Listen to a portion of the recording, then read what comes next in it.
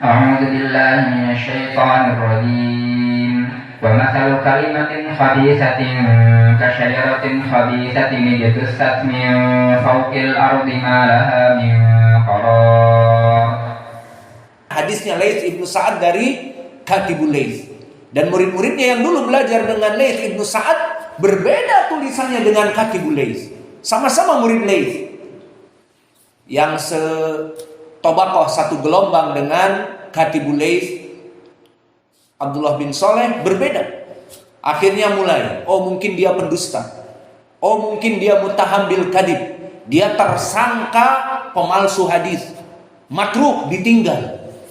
Maka manusia mulai dojjah, mulai terjadi gonjang-ganjing tentang hadisnya yang dia bawa dari Laits ibnu Sa'ad. Akhirnya diperiksalah, and justice for all, diadili. Bagaimana para ulama mengadilinya, melihat apa yang terjadi dan berbicara langsung dengan Laits ibnu Sa'ad, dengan Katibul Laits. Diketahui seperti dinukilkan oleh Imam Ibnu Huzaimah dan dinukilkan oleh muridnya Ibnu Hibban di Al-Majruhin, di tarjimah Katibul Laits Abdullah bin Soleh. Disebutkan kana lahu Abdullah bin Soleh Katibul Laits, laisa Ali Abdullah Soleh, Abdullah bin Soleh. Ali Abdullah Soleh Rais al-Yaman. Abdullah bin Soleh dukira kana lahu jarsu. Dia mempunyai jar hasid, su, tetangganya.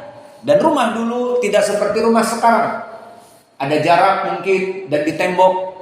Rumah dulu mungkin dari papan atau dari pelepah kurma, wallahu a'lam, dekat dan sebelahan. Maka jarsu, tetangganya yang buruk ini, hasid. Dia hasad. Ini Abdullah Soleh akan menjadi number one, menjadi rujukan untuk hadis Laits. Aku panas hatiku. Kenapa aku tidak? Padahal aku sama-sama menuntut ilmu dengan Katibul Laits. Namun karena Katibul Laits rajin menulis, dia mungkin sibuk dengan dunia, akhirnya hasadnya yang ditimbulkan. Aku akan menulis tulisan seperti Katibul Laits. Dia latihan ikut tulisan Katibul Laits. Katibul Laits gaya tulisannya seperti itu, dia tiru. Latihan. Lihat bagaimana diniatkan. Setelah dia sukses, tulisannya sama persis seperti bukunya Katibul Laits, kertas-kertas yang ada Katibul Laits. Mungkin sering dia pinjam tulisan Katibul Laits, dia tiru. Setelah itu apa? Dia buat di kertas. Adapun kertas walau alam zaman itu sudah ada. Maka dia mengambil kertas kosong, dia tulis dengan tangannya seperti tulisan Laits ibnu Sa'ad, ngarang. Dari Laits ibnu Sa'ad, dari fulan, dari Nabi, bla bla bla. Hadis satu. Hadis kedua, pokoknya dari Laits ibnu Sa'ad, dari fulan, dari Abi Hurairah, hadis dari Nabi, bla bla bla. Terus dibuat. Walau alam berapa ratus hadis. Kemudian kertas ini dilempar sebelahan dengan Laits ibnu Sa'ad, dengan Katibul Laits, dilempar oleh tetangga yang buruk ini. Dah. Qadarallah, Katibul Laits memang namanya juga sibuk ngajar dan sebagainya, dan dia juga mungkin cari maisha. Masuk ke rumah, didapati kertas-kertas itu tercecer karena dilempar ke rumahnya sengaja. Dipikirnya kertas-kertasnya dia yang tercecer. Akhirnya, oh, ini tulisanku. Dari jauh, tidak dia periksa. Diambillah kertas-kertas itu, dimasukkan kepada catatannya. Karena zaman dulu belum ada cetakan-cetakan dicetak. Jadi masih seperti lontaran-lontaran, daun lontar ataupun kertas-kertas. Maka dimasukkan kertas-kertas itu kepada tumpukan kertas-kertas yang dia tulis dari Laits ibnu Sa'ad. Maka tadi ada dari Laits, dari fulan, dari segi sanad aneh. Siapa orang ini? Tidak ada di dunia. Ngarang aja. Dari Faisal bin Mahmud misalnya. Siapa gurunya Laits? Faisal bin Mahmud? Ada? Tidak ada. Itu dari segi sanad. Dari segi matan, dari Nabi, dari kepalanya, bla bla bla. Akhirnya hadis itu tercampur. Makanya di pelajaran Baikuniyah dan ilmu hadis yang lainnya telah kita syaratkan. Syarat dari rawi siqah, pertama hafalannya kuat, kedua dia kuat menjaga kitabnya. Jadi kitabnya itu dijaga. Nah di sini kitabnya dimasuki oleh tulisan orang lain yang tidak bertanggung jawab, salah sama sekali, memang sengaja disalahkan biar kacau. Kalau benar sesuai dengan kitab yang lain, apa faedahnya dia memasukkan kepada kitab Katibul Laits, ingin menghancurkan Katibul Laits, akhirnya dia tulis dengan perkara yang buruk.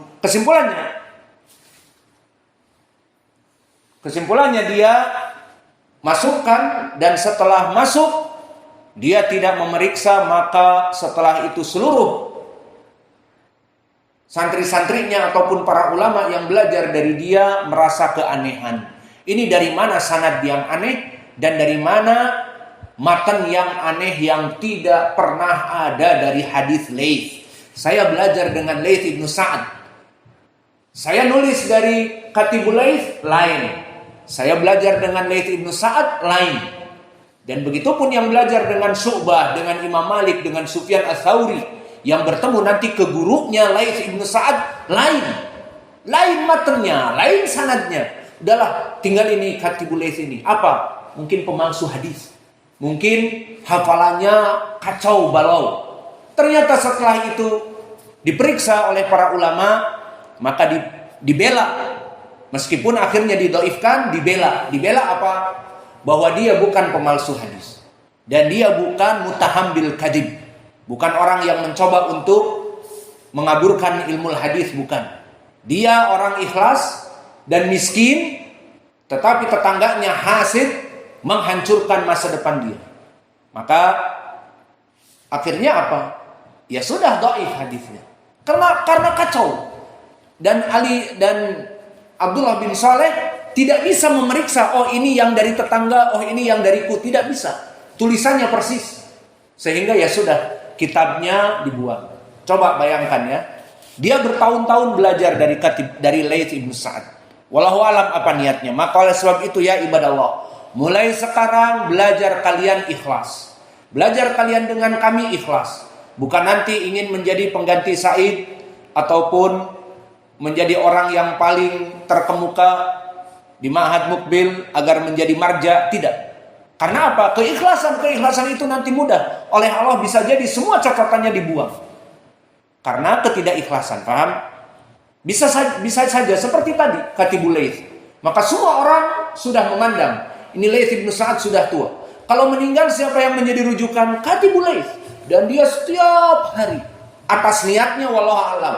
Semua orang sudah memandang meninggal Laits Ibnu Sa'ad, dia akan menjadi imam. Dia yang akan mengajari kami. Catatannya lengkap. Nah makanya orang tetangganya Jarsu yang hasid ingin menjatuhkan dia. Dan terjadi, jatuhlah dia. Sekarang hadisnya dhaif. Lihat.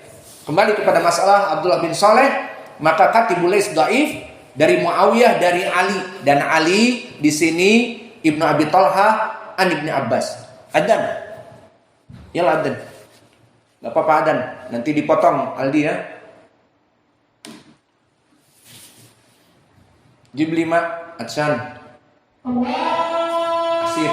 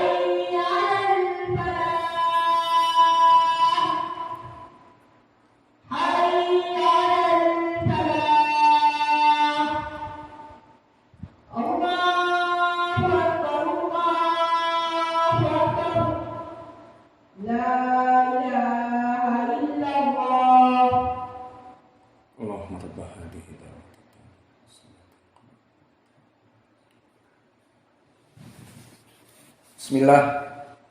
Maka kita kembali kepada sanad tadi. Abdullah ibnu Saleh haddatsani Muawiyah an Ali an Ibni Abbas. Ilah yang kedua Ali wa huwa Ibnu Abi Talha. Meskipun dia thiqah, namun periwayatannya dari Ibni Abbas dikatakan oleh Duhaim lam yasma at-tafsir min Ibni Abbas. Dia tidak mendengar tafsir dari Ibnu Abbas.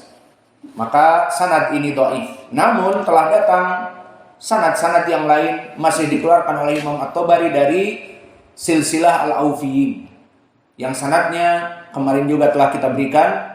Haddatsani Muhammad bin Sa'ad, haddatsani Abi, haddatsani Ammi, haddatsani Abi an Abihi, Atiyah Ibnu Sa'id Al-Aufi dari Ibni Abbas. Maka silsilah Al-Aufiyin ini semuanya sanadnya dari keluarga Al-Aufi. Al-Aufi, Al-Aufi dinamakan silsilah Al-Aufiyin, sanadnya dhaif. Yang lafadznya kita bacakan agar menjadi pemahaman bahwa lafadznya sama. Maka berkata Ibnu Abbas, wa mathalu kalimatin khabithatin kasajaratin khabithatin ijtutsat min fawqil ard malaha min qarar daraballahu mathalas syajarah khabithah kamathalil kafir. Allah mengambil permisalan pohon yang buruk itu seperti orang yang kafir.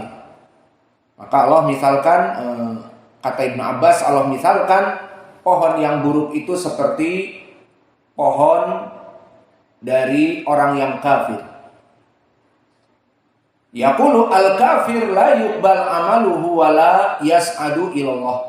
Karena orang kafir tidak diterima amalannya, maka dia tidak naik kepada Allah. Falaisa lahu aslun tsabitun fil ard. Dan berbeda dengan orang mukmin, orang kafir tidak ada asas di muka bumi ini. Dia hanya hidup di dunia, mengejar dari dunianya. Syahwatnya diejawantahkan. Dia lapar, dia minum, dia syahwat binatangnya penuh, maka dicurahkan kepada siapa saja yang ada di depannya. Tidak ada surat nikah pun gak apa-apa. Istri orang pun sikat. Pokoknya seperti binatang. Maka seperti hadis yang diriwayatkan oleh Imam Muslim dari Abi Hurairah, disebutkan ad-dunya sijnul mu'min wa jannatul kafir. Bahwa dunia ini adalah sijnul mu'min. Dia itu penjaranya bagi seorang mukmin dan surga dunianya bagi orang kafir. Maka muslim ingin melaksanakan bisnis, melihat bisnisnya halal atau haram. Kalau orang kufar tidak peduli, yang penting basah, jabatannya basah dan bisnisnya basah, mempunyai likuiditas, menghasilkan uang banyak. Riba ya akhi, nggak peduli riba, nggak riba, yang penting likuiditasnya basah, cepat dapat uang. Maka seperti itu keadaan orang-orang kafir. Sehingga mereka surga dunia, hidup di dunia, adapun mukmin sedikit-sedikit haram. Sedikit-sedikit tidak boleh. Haram. Wah, kerja di sana haram, riba. Nggak boleh pinjam ke bank. Dikit-dikit haram, dikit-dikit riba. Seperti itu orang awam berbicara kepada kita. Maka aslun tsabitun falaisa lahu aslun tsabitun fil ard. Karena mereka kafir, tidak ada asas dia hidup di dunia, hanya mengejar syahwatnya saja. Wala far'un fis sama, dan tidak diterima oleh Allah amalan-amalannya. Maka seperti kami misalkan bagaimana orang-orang kafir, baik para selebritis dari bintang film di Hollywood ataupun selebritis bintang lapangan seperti CR7 misalnya, jika dia masuk Islam alhamdulillah. Namun jika dia tidak masuk Islam, apa yang dia infakkan untuk Palestiniin, anak-anak di Gaza dan sebagainya, maka akan diterima oleh Allah. Namun jika dia dalam keadaan kafir dan tidak masuk kepada Islam, haba'an mansura, maka dia amal-amalnya itu bagaikan debu yang berterbangan. Seperti di dalam yang kemarin kita bahas surat Ibrahim. Wa mathalul ladina kafaru bi rabbihim a'maluhum karamadin istaddat bihi rih fi yawmin asifin la yaqdiruna mimma kasabu ala syai' dzalika huwa dhalalul ba'id. Maka permisalan orang-orang yang kafir yang menginfakkan hartanya dan beramal soleh seperti romad, seperti debu-debu hasil pembakaran yang ditiup angin taufan. Bukan ditiup oleh mulut, ditiup angin taufan. Maka berhamburan, tidak bisa diambil oleh orang yang mengamalkannya. Dan juga di dalam ayat yang lain, wa mamana'ahum an tuqbala minhum nafaqatuhum ila annahum kafaru billah wa bi rasulih. Maka Allah menahan dan tidak menerima amalan-amalan sedekah mereka kelompok kufar Quraisy yang mana mereka ikramu duyuf tidak diterima. Karena apa? Kafaru billah wa bi rasulih. Karena kekufuran kepada Allah dan kepada Rasulnya. Sehingga Abu Lahab, Abu Jahal yang dua-duanya mati dalam kesyirikan dan Abu Thalib juga mereka melaksanakan amal-amal yang agung, terutama ikramu dhaif, orang-orang yang datang ke Mekah maka diberikan akomodasi oleh mereka. Namun mereka karena kufur